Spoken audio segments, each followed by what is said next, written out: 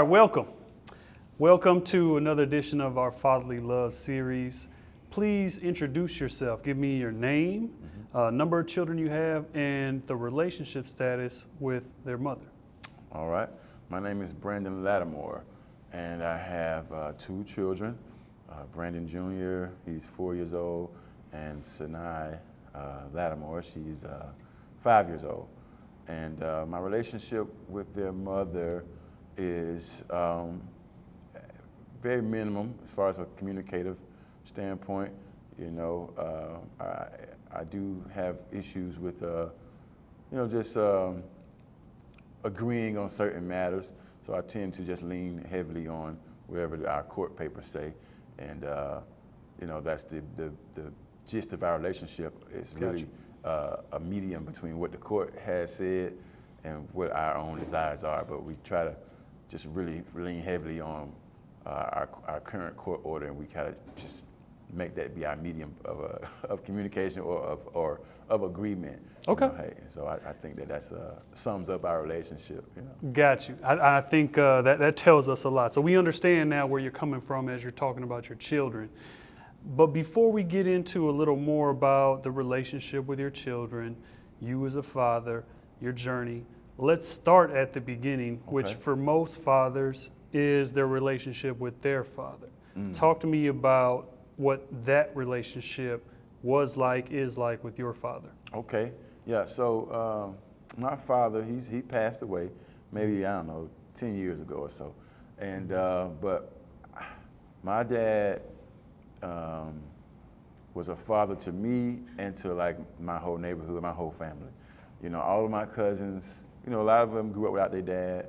A lot of my friends grew up without their dad, and my dad was a dad for everybody. And so I just always had so much high regard for him. He's like a superhero.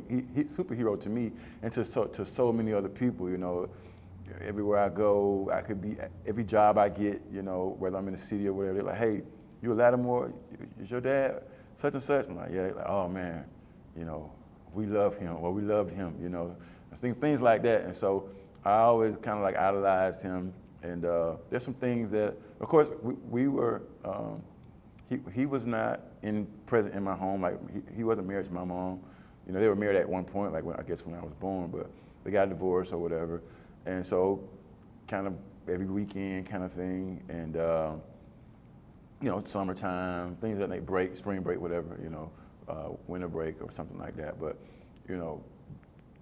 we had the best relationship I could think of, and I couldn't have asked for a better dad, even though he wasn't, with me every day.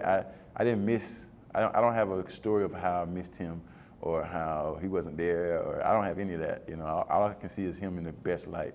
And I think that's what I aspire to be to my kids, like, superhero.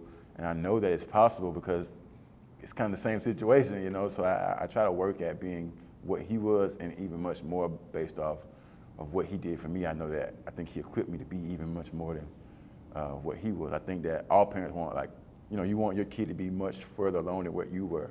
And so I feel like that should be the case with me as a father and how he was for me. Okay, I love it. So you had a great example of a father, not only a great example of a father, but a great example of a father who was not there every day. And now you find yourself in this situation, and your expectation, I'm imagining, is to do just like your dad did. Yeah. Right? And more, as you said. So talk to me about how you became a father.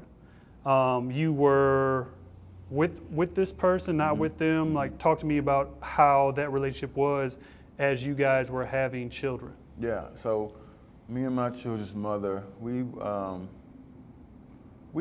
weren't like friends. We were good acquaintances, but we weren't like best friends. We didn't know each other that long. But she did my taxes, right? And we did go to school together, to college together. And so I met her. I had a basic job, and I think she was I want to say intern, something like that, for or maybe it was one of her classes where they were letting them do taxes for people. And so, the school was offering tax services for free, and she was one of the girls, who was going to the school, who was a part of that program. And I think one day I came in, and you know, I let her do my taxes or whatever, and she got me back some money or whatever. And I would see her again throughout the year, you know, in school. And I think at one point we did have one class together. And you know, I was pretty studious, you know. I would let them cheat off my paper and stuff like that. Let them give them all the answers to the test and kind of stuff like that. I did that for like probably the whole class. I was the reason like a lot of people graduated in my little class or whatever. But anyway, that's now I'm trying to toot my own horn, but we had that kind of relationship. It was just like a school colleague kind of thing, not really. But she would always kind of say, hey, you know, let's hang out sometime. I never did or whatever, but eventually graduated, and I got some better jobs, you know, 6-figure jobs or whatever, and she kept doing my taxes, you know. I think that, I'm never gonna say that she went after the money or whatever, but you know, I think that we just built that consistent relationship or anything, something like that, you know. And at one point, I got a dog. You know, I was working for Amazon, making a lot of money, and she hit me up and said, "Hey, I want my dog to meet your dog." And at that time, you know, just gonna be frank, man, I was lit. You know, I was partying. You know, I had a lot of money, single, and I was having a lot of fun. And she joined me in that fun, you know. And so we, you know, I don't know if we really took time out to really build a friendship or relationship, but you know, baby number 1 was on the way. Gotcha. You know, and you know, we didn't really, like I said, we didn't know each other that much, but I knew who my dad was, and I was like, man, I'm about to have a child. I'm about to be the best dad in the world, you know. And I just decided to lock in. I was like, hey, you know, you come move with me. You know, and we had some challenges, you know, because we didn't know each other like that. But, you know, we tried to work through them. And, you know, had our daughter, and once my daughter came home, you know, I think we had a little happy home for about 2 months. And eventually, you know, it didn't work out, and we split up and went our separate ways. And I started talking about court papers then, like, you know, I want to get my children, or get my child. And, you know, she kind of knew I was serious about it, I think, and she said, let's try to work it out again. So I ended up moving to her house. She had gotten a house, and I moved in with her. And, you know, I don't want to say I was partying that much anymore, you know, but baby number 2 was on the way. You know, I think I was more stressed during that time, and I think I just literally, you know, just, I don't know if y'all want to put this in the video, but I was just drinking a lot. Yeah. You know, and, you know, alcohol and sleeping next to someone provides baby number 2.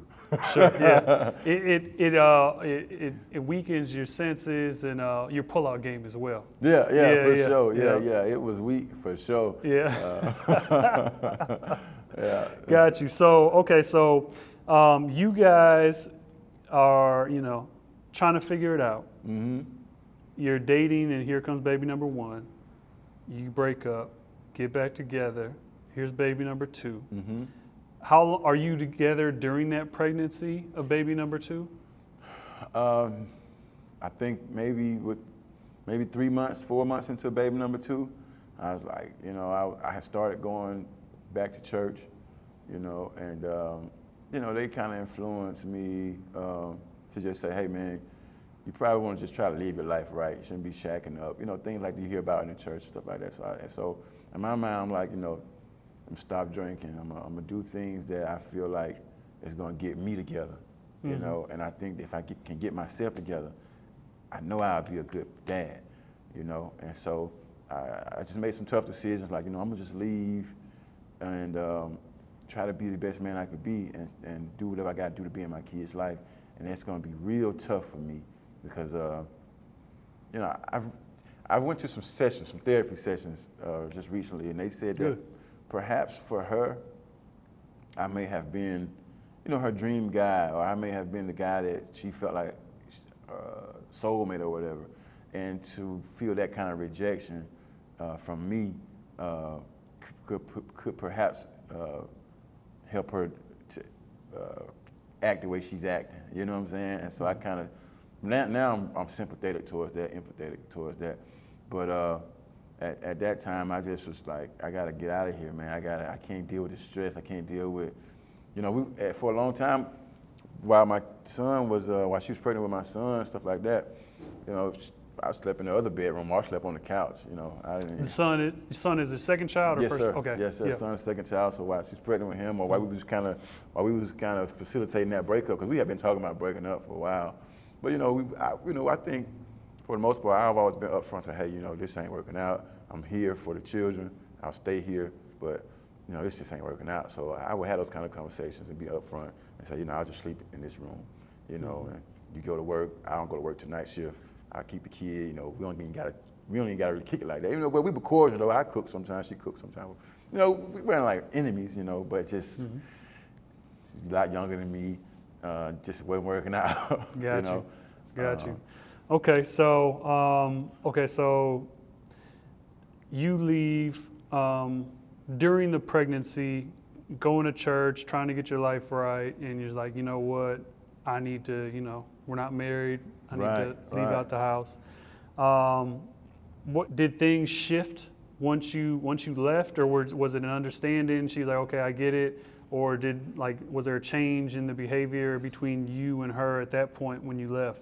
I think that the behavior had that's what kind of led me to go away, because I was in the home and she was treating me like I wasn't the father, so it was just already there. And, it would be certain instances where I don't want to dwell much on her, but, I'd be like, hey, I'm taking Sanaa to go see my mom.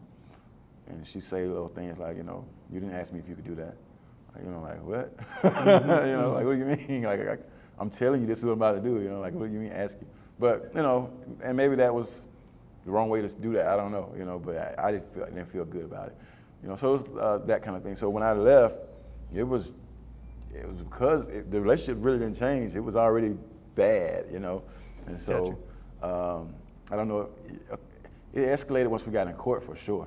Mm-hmm. Yeah, so when we finally got to the court process, when I, was filing the paperwork and all that kind of stuff, things would come out in the 30-day status conference, stuff like that, that she would disagree with me getting the children, and she would say like, I'm an unfit parent, because I moved back in with my grandma, because you can't just leave a house and go buy a house the same day, so I had to go and figure all that out. But I moved back in with my grandma, and she was saying I live with, other people, and it's not a good place for my kids to go and stuff like that. And she would say that I was beating the kids, physically harming them, stuff like that. I would pop my kids, but I wouldn't, I wouldn't.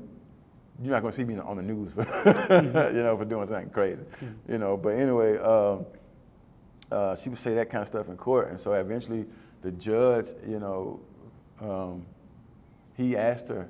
He said, "Okay, well, if you feel that way," because there's a lot of things she was doing in court. She would switch lawyers, or she would just delay the process. So my first legitimation case lasted for a year and a half, because so many times she would just say something or do something where it would have to go to a 60-day, 90-day mediation again.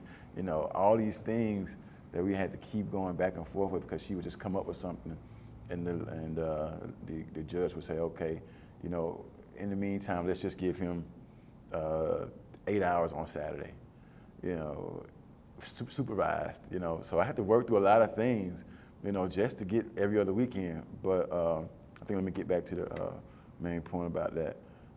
The judge finally ended up saying, like, if this guy is so bad, we're gonna hire a guardian ad litem. We're gonna let them go and stay with him or be with him while he's with the kids.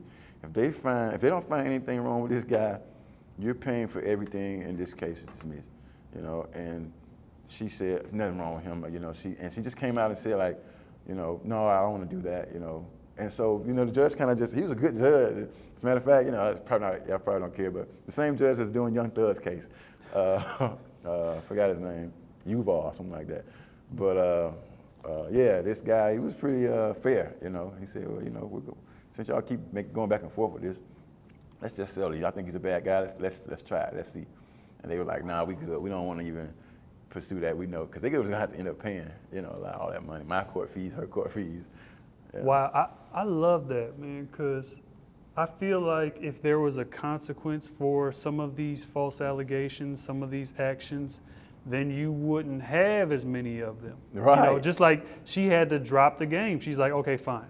because they're gonna. She knew what they were gonna find, Oh, for sure. right? Yeah. Which was nothing, and so then that forced her to drop it. That's amazing. Yeah. So let's talk about that then. Let's talk about these false allegations. How did you? So you kind of told me how that went in court, but how did you personally deal with that? How did you process that? Did you feel a need to retaliate some? I know I did a little bit. So like, tell me how you responded to these allegations when they said you're unfit, you're abusive, all that sort of thing. Yeah. So, after these court sessions, I would call my mom, call my pastor, and kind of inform them of what went down in court, And, some of them I cried, because I felt like some of the things she was saying, at some point I felt like, man, the court might believe that, I might not get my kids, And so, I would cry because like I said earlier, man, I wanted to be like my dad, even better. And like, if anybody knows me or know my dad and you see in this story, you know what I mean. You know who my dad was. But anyway, so I would, my mom would kind of just sympathize with me, and she would just say, Brandon, let's just focus on the next, portion.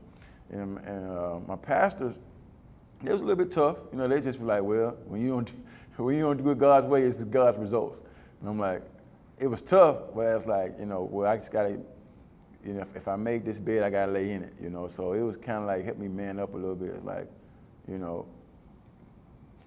knew she was a young girl. I knew all the red flags was there, But hey, alcohol and whatever partying, the kids didn't ask to be here. It's my decision, my bad decision making got me here, and I kind of accepted that kind of stuff, so that I didn't let it.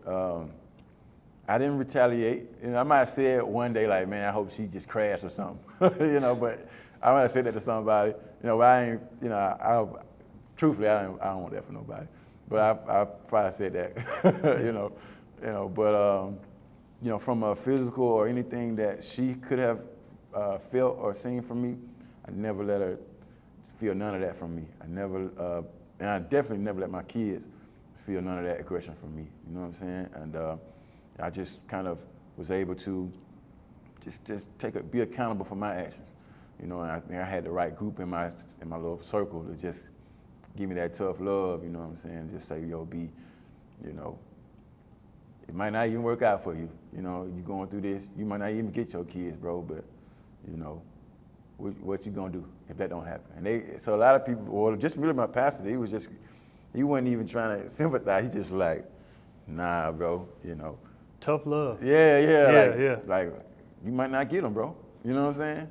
Like you made this bed, And so in order for him saying that, I know he was saying it out of love, I think, And I just kind of accepted that, And I how you say, get it out the mood. I just rose from that, and I ain't really feel the need to retaliate or to feel the need to go and make her look bad in court. I never did none of that.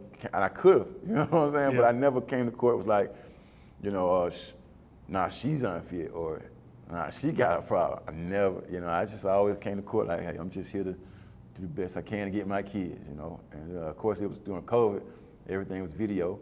But I just was always trying to be humble and honest, and let God be God. So wow. Yeah. So you had your pastor giving you tough love. Was your mom giving you like some sympathy, some comfort? Yeah, of course. And all that? She would just be like, she might cry with me. You know what I'm saying? And because she, like I said, man, she knew who my dad was, of course, right? And she knew my heart, like she knew why I'm doing what I'm doing, what I want to do. And she kind of felt the things I was going through was really unnecessary. Like, a lot of people would be like, yo, why you not letting him get his kids? Like, this the one you want to get the kids. They gonna have on Jordans every day. He gonna ball on his kids.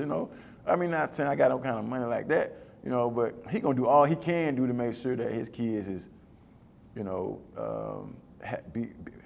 gonna do all I can do to make sure my kids are prepared for this world, And so, my mom would be like, man, what's wrong with her? Like, it's crazy, But now I look back and be like, I really can't articulate right now still the problem, but I do sympathize with her though. I do kind of, feel bad. You know what I'm saying? Yeah. Like, hey, you are a single mom. You know what I'm saying? You are young. You are maybe hurt. You know what I'm saying? So whatever you lashing out about, sometimes you feel like you probably shouldn't do it that way because it's hurting the kids more than hurting me. Sometimes it do hurt me, and I probably deserve it or whatever. But don't hurt the kids, because 9 times out of 10, like whatever I'm doing for them, it's gonna be beneficial for them, straight up. I ain't toot my own horn, but I know the investment that I guess God made in me or people have made in me. I know what I bring to the table. Absolutely. So you said you're not sure, why she's reacting this way. Have you guys, since legitimation took place, since parenting time and custody was established, have you guys had an opportunity to, have conversation and say, hey, let's co-parent, let's just make this the best of this for our children's sake? Never. We've been doing this for 2 or 3 years, 2.5 years now, and our totality of communication is, hey, the court order say I'm supposed to get them. I'll be there at 8 o'clock. Hey, the court order says that, on their birthday, today I get them from 3:30 to 7:30. Where y'all gonna be at 3:30? That's it, man. That's the height of our communication is normally just business as usual. And I to be honest, I like it that way. I like to treat it as a business, and that the business is my children's best interest. Right? I feel like I'm operating I'm making sure I'm handling my business, and the business, quote unquote, is that the person who's benefiting from the business is my children, and I'm going to do whatever I can to help this business grow. You know what I'm saying? Yeah. And I try. Really, to be honest, this next case that we're doing now, I'm filing that we just communicate through email. And they have something like that they suggested for co-parenting, that a parent A sends questions and suggestions through email on Sunday. Parent B responds with questions or responses to those questions and suggestions, and then on Tuesday, just final thoughts, and then you do it again next week. Sunday, Monday, Tuesday, so we communicate about the kids. We do split custody, and we just that way. And it's a business, and we just keep the emotions out of it. And because I just really, I'm not against being friends, but at this point, I haven't seen or, any evidence of that being possible, and I try not to do any of that. I will say that this past Easter, it wasn't to my liking, but I said, hey, I knew my mom lives in Virginia, and she pay a lot of money to come down here, see the kids. Sometimes she comes, she don't get to see the kids, So I just asked, hey, can you bring the kids to this Easter event that my family's having? It's from, I want to say it was from 3 to 6, Of course, she didn't come to like 5:30. But she came, and my mom was able to see her for a couple minutes, and she stayed for a while, or she sat in the car for a while, my children's mother. But she allowed the kids to stay, and so little things like that. I think I think there's a plus in that communication, a plus in, hey, I know it's not my time to get them.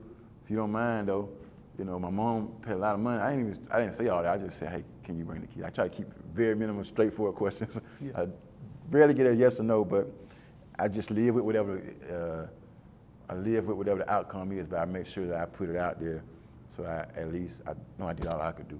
And whatever the response is, I just, all right, Got you. No, that's a good way to think about it. All right. You said you're not sure what caused the conflict. You also shared your expectations as a father, as a non-custodial father. What do you think her expectations were of a father that isn't with her?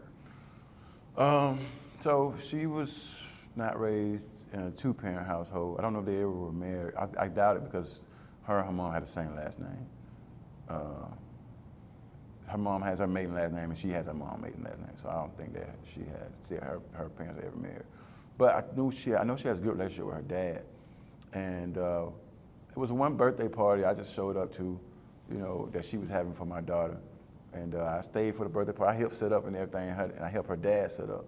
And her dad, this was during the time we was having the court case. You know, I never let, like I said, I never let that stuff come out in the open. I only just deal with it in the court.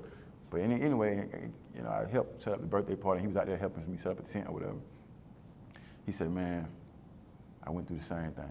They would not let me get my kids. Her mom would not let me get my kids.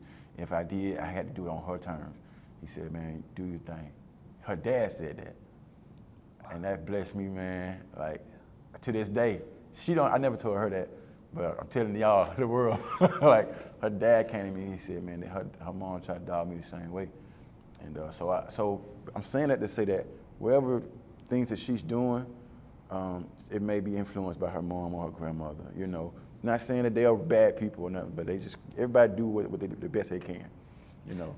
But I think it's, and I asked that question because I do think there's an expectation, right? There is an expectation of, all right, I grew up this way, this is my relationship with my father, my mother, whatever, this is what I expect it to be, for both parties, right?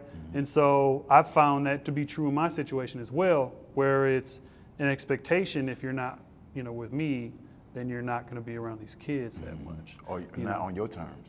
Yeah. And it becomes like, this is, you know, this was our child, we made it, but now it's my child. Because I heard her tell you that even in the house, you know. So I think that's kind of where a lot of the conflict comes from, is an expectation. Like, this is what I think is going to happen, and you're like, well, this is what I think is going to happen, and it's not the same. Right.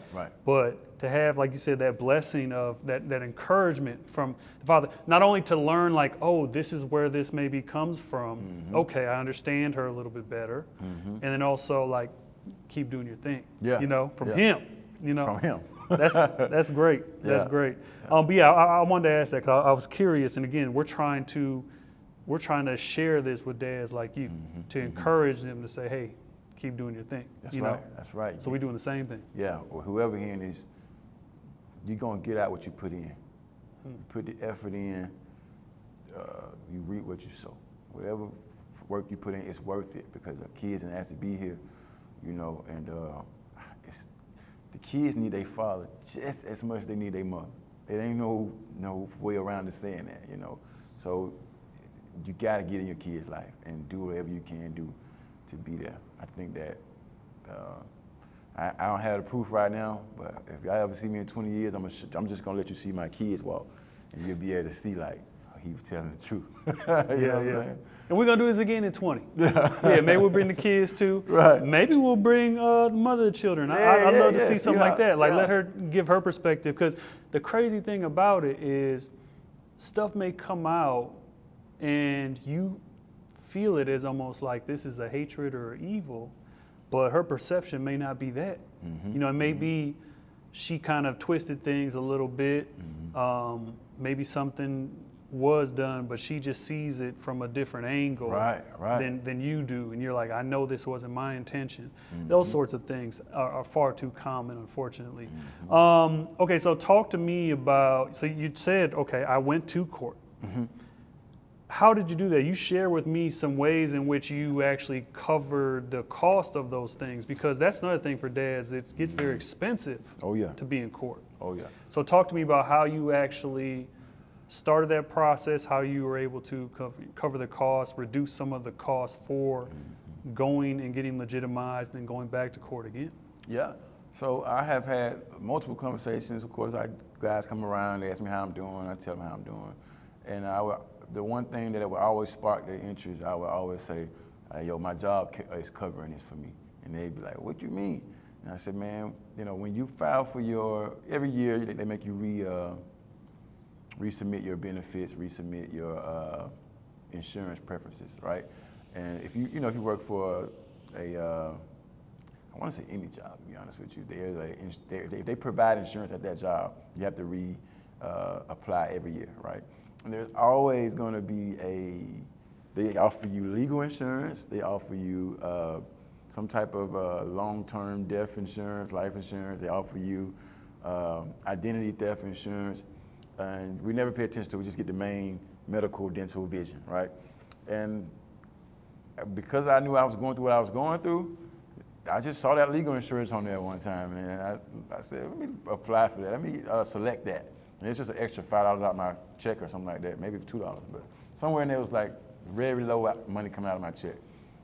And you know, I reached out to this legal insurance. I said, hey, you know, this is what I want to do, and they provided some legal firms in this area, told me to pick one, or you know, call them and ask them if they can work with my case. And the legal insurance, they provide you some kind of like confirmation number or paperwork that you have to give to that lawyer, and that's how they get paid, through the legal insurance. And so that's what I did. I found one of these firms around here and asked them, you know, hey, do you guys still accept this legal insurance? Yeah, you know. And so that's how that process got started. And through that, I was able to get legitimation, parenting plan, and start on child support, which was, you know, I'm not in the system. I'm not like, you know, it's not coming out of my check. You know, it's just court order based off the child support worksheet here in Georgia, and you know, that's how it is. You know, I'm not going to jail, or if I miss a payment, or I'm not going to lose my license and nothing like that. You know, I just make sure I stay current. You know, but anyway, go Talk ahead. to me about that. So you just voluntarily agreed to pay child support. You didn't have a big pushback on that or fight or anything. You just said, I'm just going to pay child support. For sure, man. Even before the court thing, I think for, I guess I'll backtrack a little bit. I don't know if we covered this, but my son, when he was being born, you know, my baby mom, she put me at the hospital or whatever, because we were still dealing with tension and stuff like that. And I signed the birth certificate, and I just left, and I said, man, I'm gonna just go to court and get my kids. But I think for like maybe a month or 2 month period, I just didn't talk to her and give her no money or nothing. But even before that, I was always giving her, you know, at least $200 a week, you know. And so I was already used to paying child support, or you know, taking care of my kids. You know, if I ain't giving no money, at least I'm sending shoes or something. You know, I used to when we first broke up, I first left. I used to just pull up and cut the grass on GP, and just, you know what I'm saying, like. I don't know, man. I just felt like I wanted my kids to see me cutting the grass. Yeah. You know, even though they probably weren't even there sometimes, or they some days they were there and they come out and see me cutting the grass. But it was just, anyway. I asked that because I think a lot of dads don't want to pay any child support, and they really fight over that, and it becomes a hindrance even to the relationship with the kids sometimes because of them not wanting to pay child support. Yeah, no, I just, based off the relationship I had with my dad, I don't think my dad ever paid child support, to be honest. But he was always there, and in my mind, I'm like, if I can't be there, I'm gonna be there. You know what I'm saying? If I can't be there physically, you know, I at least want to. I just don't want no schmuck on my record, to be honest. And I don't even think that was based off me being a father. It was just me as a man. Like, I just don't want nobody like saying Brandon ain't handling his business. You know what I'm saying? Yeah. So I just paid the money, and I wanted to pay the money because I think. Where your money go, that's where your heart is at. You know, like if you think about whatever you spending all your money on, you look at your bank statements. If it's on dope, you love dope more than everything. If it's on alcohol, you love alcohol more than anything. If it's on tithes and offering and church, you love that more than anything. If it's on your kids, you love that more than anything. Wherever you spending your money at, you know, 9 times out of 10 it's on your mortgage or something like that. But that's kind of related to, you know, what you love. You know what I'm saying? But anyway. So I just felt like I had some things in me that I value, and that's what made me not have a problem with child support. You know, so and to be honest, when I went through these I want to touch on this. These firms that you go to, you can get a lawyer. They're not always as participatory with you. You know, they have guidance and they have templates for you to fill out, so they can provide the right legal paperwork for you. But they don't always just guide you through things. You know, they're not going to be your counselor. They're not going to always even be at your best interest, you know, as far as getting you what you really want. They're just going to do what the court normally does, you know. And so my lawyer that I had selected, you know, that was just a normal proceeding, I believe. And she said, well, this is what we're going to do. This is how this normally goes. You get your parenting plan, you get your legitimation, and you have to pay child support. And I think that based off her experience, she knew that me going into it that way, that a judge might lean towards, this guy just legit wants to take care of his kids. And I think she helped me understand that, and I think that I wasn't gonna kick back on that. Whatever her suggestion was that was gonna get me more time with my kids, then that's what I just, you know, went and flow with.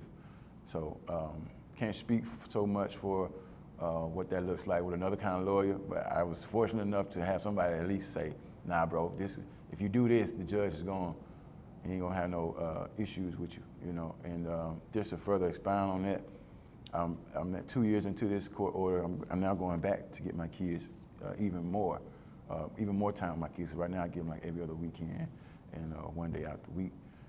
And I'm trying to get them just split custody. And so I talked to somebody who had a divorce hearing, and they said that what helped them was they had made efforts to be in the kids' life already. So they went and started participating in school. They went and actually moved from where they were living closer to where the mom was or closer to where the school is.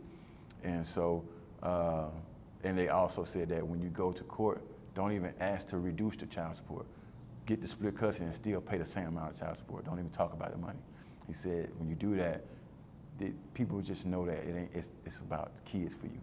And so that's what I'm doing now, right? So I just want to kind of throw that in there to say that a lot of guys go into it saying, and to be frank, when you do go into the court system, don't ever go in there like you making six figures. Don't ever go in there like you just balling and you trying to make her look bad. That's gonna work against you. So if anybody take anything, don't ever just go in there humble. Hey, I'm trying to make it, yo. And don't break me. Don't take all my money from me, you know. And because it's real, you know. You can't go in there with no big head like that, you know. So go in there honest, you know. At the time I was making a lot of money, but I still was living check to check, you know. I deal with the same stereotypes that everybody else deal with, you know. So yeah. So from a child support perspective, I just paid the money, one, because I felt like there was value in that, and two, because I felt like the judge was that works in my favor to show that I'm trying to be here for my kids financially, emotionally, physically, all those things. You know. Love it, love it. So talk to me about why you were going for more parenting time. Okay. Yeah, so one, I just feel like just logistically or from an upbringing of a child that they need their father just as much as they need their mother. So I think that the time with their father needs to be just as much as the time with their mother. And so right now, the court order has me for first, third, and fifth weekends, and then every other Tuesday. And so I get them first, third, and fifth weekend. I'm on time, pick them up, you know. After that fifth weekend, sometimes it's always going to be a first weekend, so I get them 2 weekends in a row. And when you have every other Tuesday in the court order, that switches up sometimes the rotation, you know, because normally it's the Tuesday before the weekend you get them. But then when you got them 2 weekends in a row, you know, that Tuesday kind of switches up where you got them on the weekend that the mom has them, you know, or vice versa. And so that was causing a little riffraff in our parenting plan, because she would say it's not your weekend, and I would say, well, you know, hey, the court, she'd say it's not your Tuesday, and I would say, you know, hey, the court order says I get them every other Tuesday, you know, so I didn't have them last Tuesday, I get them this Tuesday. And she would say, well, no, you're supposed to get them on the weekend, I don't have them, or something like that. And I'm like, no, it's just every other Tuesday, you know? So sometimes I just want to throw this in there, that these court orders, they're not always as black and white as you want them to be. There's some gray areas, and we're not at the point where we can communicate and come to a compromise. But you know, that's why I'm going back to court, because nothing against her. I'm just trying to get it more in black and white, so that we can be more business minded and not have these gray areas about certain things. And so, one, I want to get more time with my kids because I feel like they should have equal amount of time with me. And then just to kind of mitigate some of these back and forth issues about what day I'm supposed to get them and what day I'm not supposed to get them. Another thing that you can do as well, so that you don't find yourself going back to court to settle these gray areas or misunderstandings of the order, is you can ask for a parenting consultant to oversee your case. And what that allows you to do is your parenting consultant is somebody you can go to and say, okay, here it is, Friday, she's talking about I'm not going to get my child on Tuesday. Can we talk to her and figure this out? And then the parenting consultant will make a decision for you. Wow. And they'll clarify that Wow. for that Tuesday. Is that illegal? I mean, you hire So that person? they're appointed by the court. Oh yeah, I wish I would have knew this. Wow. Their decisions are not legally binding, but it does not look good if you don't follow who the judge appointed to oversee your case. Mediation. Yeah. Right. Got it. So you can look into that as well. Wow. And obviously anybody else can too, because you don't want to have a lot in conflict. I don't, man. I don't, especially with my kids having to go back and forth. Well, they're not going to court with me, but Right. you know, I don't want a lot of changes Yep. in their lifestyle. You know. Mm-hmm. But man. Thank you for that advice, man. Not a problem. Man, I wish I would have knew that. Right. So you now are going back to court. You also are involved in some parenting programs. In fact, I met you at one of our breakfast clubs. That's right. You came Saturday morning, got up and came out Saturday morning. It was raining as well. Yep. And you came through, obviously because it's important to you. Clearly we understand that. But talk to me about, the program that you got involved with and how that has impacted you. Yeah. So I want to just go back a little bit. When I talked to this guy who gave me some advice about him when he was going through his divorce hearings and stuff, and he said, you need to be more involved. Just get involved now so that the court can see that you're doing something now. Before you get to this case, they need to be able to see what you've done and how you're making decisions based on your children's future. And so that just ignited me to find anything I could find to show that I was in my kid's life. I really wasn't looking for it to help me. I just was trying to meet a court standard, you know what I'm saying? Yeah.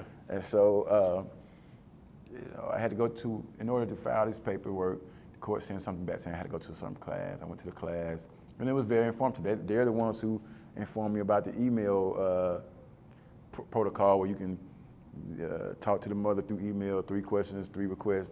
They respond back to you. They provide all the legal paperwork for that as well. So I was like, great, this is great.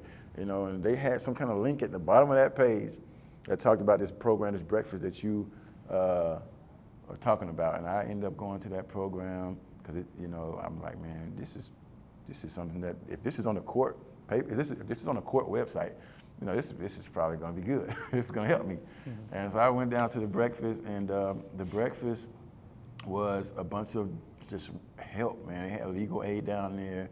They had child services people down there. They had, different programs like Fathers Incorporated and other programs to just help fathers in whatever. I think housing help was down there, homeless type of things like that, just to help fathers. And I ended up networking with this program called Fathers Incorporated. I sat down with her. I said, hey, I'm already legitimized. I don't need help with that, but I'm going back to get custody modification. I need help writing this parenting plan because I know these lawyers ain't going to really be trying to put up that much effort, and they're just going to represent me. And she's like, well, just join the program. We'll see what we can do. So I joined the program, and they had like this 6-week cohort where you have to go to these 6 classes for 6 weeks. It's virtual. You can choose nighttime or during the day, whatever works with your work schedule. And in this program, again, I was just trying to meet a requirement, but the program was digging into like personal, like, yo, You know, how you really treating your kids when they with you, you know, or how you treating your baby mother, or how you dealing with this anger. Like, do you want to hurt her, or how are you on drugs? You know, what are you dealing with? You know, because this is tough. You know, so before we even talk about the legal stuff, we had to talk about what we dealing with. You know, and so a lot of guys in these sessions, they was in some tough situations. You know, and some of them unemployed. Then the other guys would come on and say, hey, you can come work at my job. You know, it's a lot of help going on, you know, and some guys was, you know, dealing with some legal issues, and they would say, no, you could do it like this, you know, but a lot of us was kind of just getting into depth of like where our parents made mistakes at, and what we was dealing with, and how we didn't like what our parents did. And it kind of helped us to look at, okay, let's see how we're gonna do our kids, you know, when we get them. So it was like kind of like a program to get you prepared for when you do get your kids. Even though I already had mine, it was still helping me, you know. And I want to just, if we got time, you know, it was one of the sessions where it talked about this kid. He was punching like a wooden block. He was doing karate. And he started crying because he couldn't punch through the block. And so the karate instructor, he got down on his knees with the kid, like kind of eye level, and he's like, you know, why you crying, or whatever. And the kid was like, because I can't punch through, whatever. And the instructor was like, well, you know, I cry too sometimes. And, you know, I'm gonna talk you through getting through this pain. We're gonna get through this, you know. And the kid ended up punching through the block. And that resonated with me, because I was like, he could have just been like, bro, let's just start over, you know what I'm saying? And not really got eye level with him, not had to go through the struggle with him, not had to, you know, relate to him, and just say, just stop crying. And I saw that in me. I was like, my son, you know, he's 4 years old, he cry all the time. But I'd be telling him, like, man, stop crying, you ain't gonna always have your way. And I was like, yeah, that's true, but I could emphasize a little bit more. I could get down there with him and say, hey, man, you know, nah, man, you know, let's try a different way, you know, because your sister might be playing with the game right now and you can't play with it, but let's maybe figure out another game we could play with, and I play it with you. You know, I just get down there with them, you know what I'm saying? And so that kind of just took our relationship to a whole nother level, just learning that little bit from these classes, you know what I'm saying? So little stuff like that we was doing. And I also want to touch on, I hope I ain't too long-winded. No, you good, just flow with it. Okay, yeah, okay, just go. okay. It was another session where they was talking about like how your parents treated you, you know, and I kind of told the class, like, you know, growing up, like my dad was there, but eventually, you know, by the time I get 13, 14, you know, I was real smart or whatever, like kind of nerdy or whatever. They like, he got it, he can do whatever he want to do, he gonna handle it. And so I started getting that attention. Before I knew it, I had moved out the house and I was like 16, you know, and I'm on my own. I'm trying to figure out, you know, selling drugs. I got with my girl, and I wish my parents was like, hold on, slow down. You know what I'm saying? But they just weren't involved at a certain point, you know. And anyway, after one of them classes, I just had I went and had a conversation with my mom, like, Mom, why you do that? You know, why you just let me just do what I want to do? You know what I'm saying? And it ended up coming out that she was letting me be that way because she exposed me, like, Brandon, well, you know, you was always just kind of angry with me because me and your dad weren't together. And every time I try to tell you something, you just go to your dad, you know, and I just stopped. I didn't want to just, you know, I just stopped messing with you because you just was angry at me. And I was like, I felt bad, like, dang, you know, why was I angry at my mom? I don't even know why they weren't together, but it wasn't no reason for me to be mad at her. But again, I talk about how you know, how legendary my dad was. You know, I idolized him, and I guess, demonized my mom for not being with him. You know what I'm saying? So she couldn't really tell me nothing. And when it got time for me, you know, 30, you know, I started.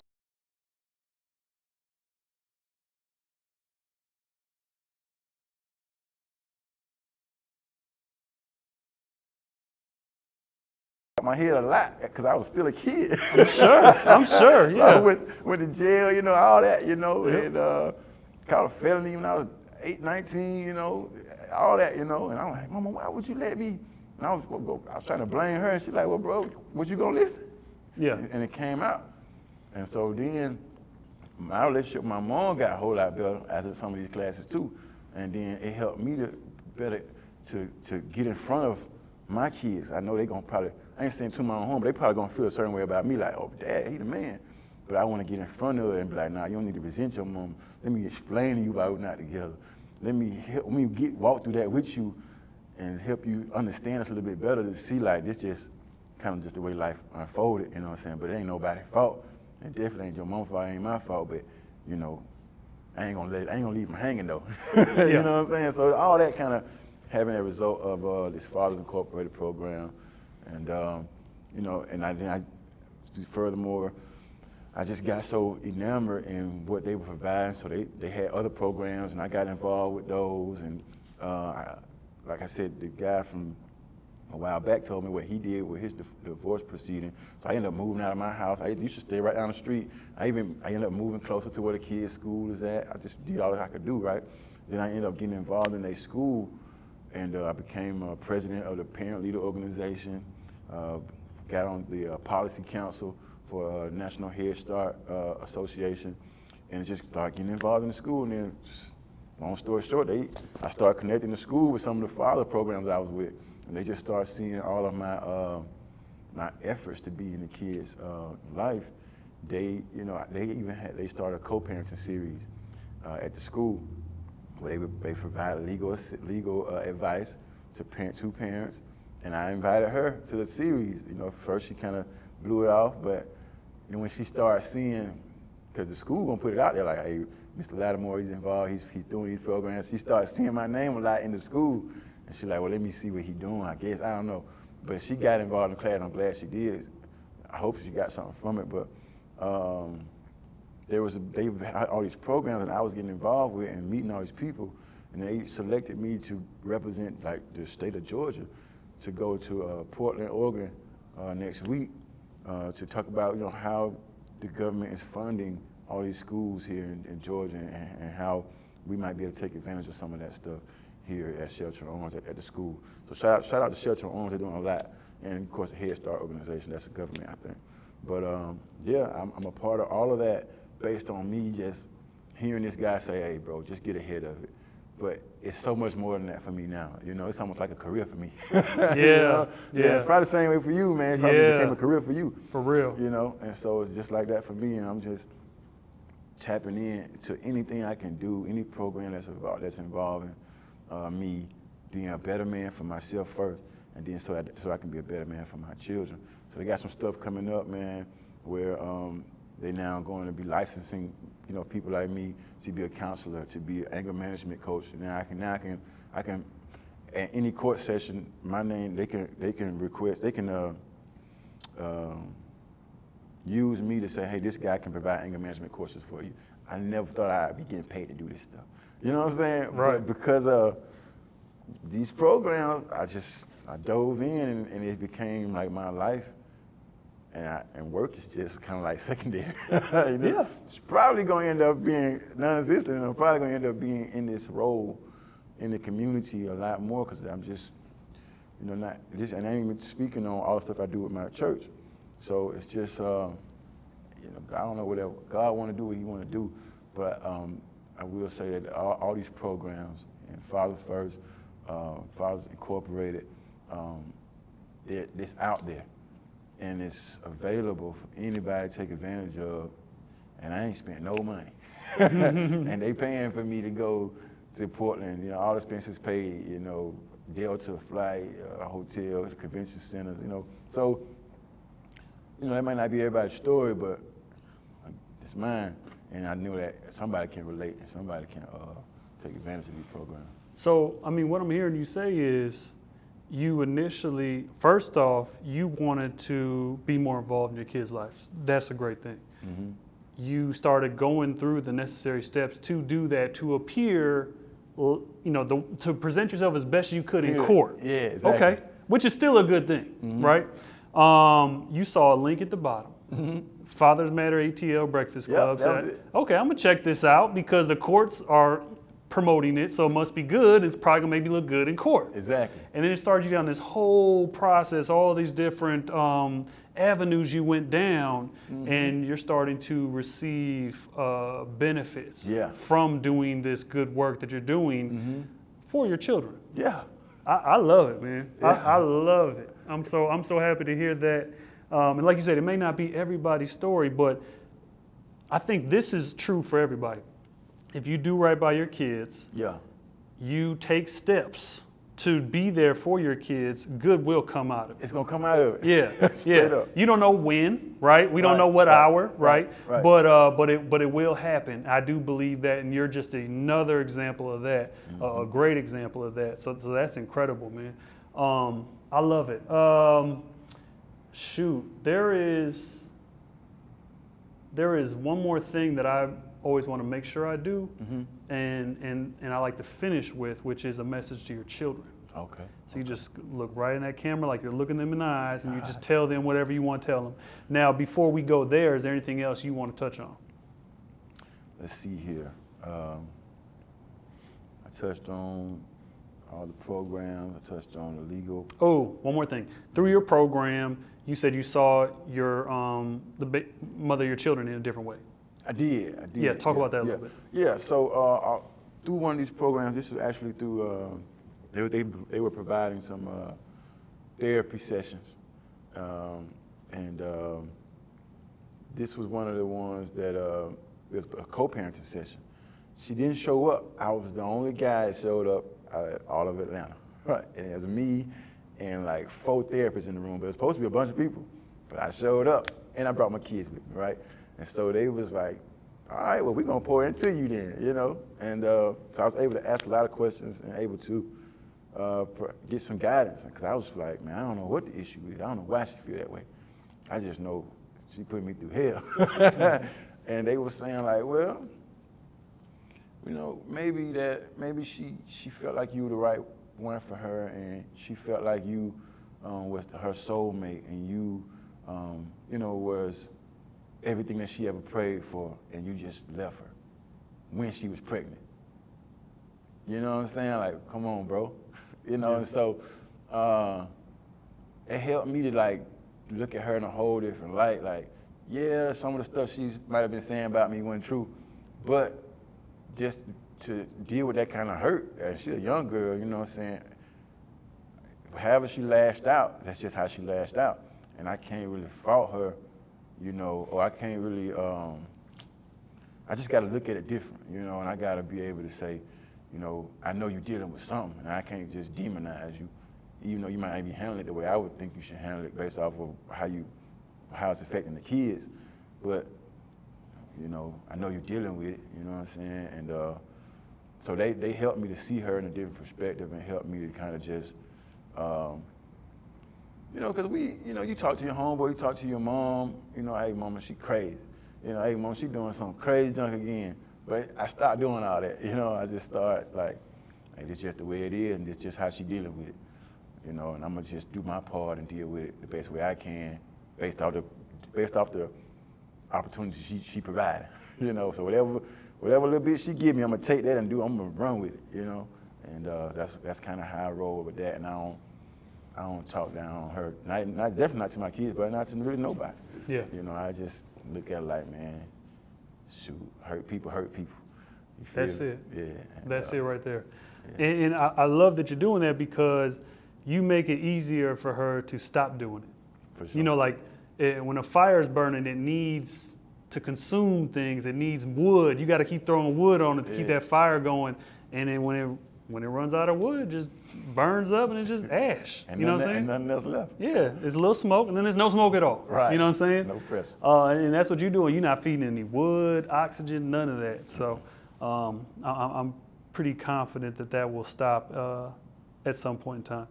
Wonderful. So now we're going to finish with the message to your children. So this is, you know, talking to them about how you feel about them, talking to them about your hopes and dreams for them. And the reason why I do is because my dad passed too. My dad passed 3 years ago. 4/3/21 was when he died, April 3rd, 21. Right. So it just happened, 3rd-year anniversary. Yeah. And I wish I had like a message from him. You know what I'm saying? And I used to I couldn't even really talk about that much without starting to tear up and all that. You know, time goes on, you know, you understand. Heal, yeah. But I wish I had a message. So now this is a message they can have forever. You know what I'm saying? That they always can have for dad when he's not around, for moments at a time, or when he's no longer here because he's transitioned. So, Right, so right, that's right. what this message is. So I'm just going to shut up and just let you talk to him. Okay. Sanai and Brandon, um, right now it's just a pleasure to be your dad. And I'm learning about you as you learn about me. And I'm just proud of you for who you are already. And I'm so excited to see you grow. So happy to see you formulate decisions that are pleasing to God. You know, I like that when you see me feed the homeless, you get excited about it. You say, oh yeah, my dad, he helped people, you know, and I just like that you, I'm mainly for you, Sanaa, I like, because you're older and you can understand, I like that you see those things and you're excited about those things. And I like that when we have these conversations, you always say, you know, Dad, we're gonna do the right thing with God. I know my dad gonna do the right thing. I know my dad gonna do whatever he can do to help anybody. And it floors me every time I hear you speak about those things and not be prompted to do that. You know, when we go to church and you pray and you say things that I ain't asked you to say, and I'm just so happy to see your relationship growing with God. And Brandon, I am happy to see me and your relationship grow, and happy to see your cognitive skills and how you figure things out, and how you articulate things, and how you're already a leader. I see you play with other little boys, and they say, well, we're gonna do what Brandon Jr. Said do, and we're gonna do it this way. And you know, I'm happy of the man you're gonna become, and I'm happy about the woman that you're gonna become, Sanaa. And regardless if you don't see me, you know that when you don't see me, I'm doing all I can do on the back end so that when you do see me, it's the most impactful that we can have, impactful time that we can have. And I'm always praying for you, and I'm thankful for you always praying for me. And I guess a message I could leave with you, if you don't ever get to see me again, like say 20 years from now or 30 or whatever, maybe I'll live to 200, who knows? But whenever I go away, I want you to know that I try my best to be a great dad, but whatever I miss that, you got a dad in heaven that love you way more than I could ever love you. And he's gonna always be your father, just like me. But whatever I didn't hit, look for that in him, because he can fill any gap. And that's really what I would like for you to know, that your dad loved God and served God. And that's my aspiration for you, to love God and serve God. And I know that you can be whatever it is you want to be if you take that approach. So Dad loves you, but God loves you tremendously, a whole lot more than I do. And I think me and him can work together to show you that love. I think that's God's plan, to work through human beings to show his love in this earth. And I am glad to be the guy to do that for him, for you. You know, I'm glad that he chose me to be your dad. And I'm glad I get to experience his love for you through me. I'm glad I can play a part in that. And I hope that you get to experience that. Both of y'all. I love y'all. That's it.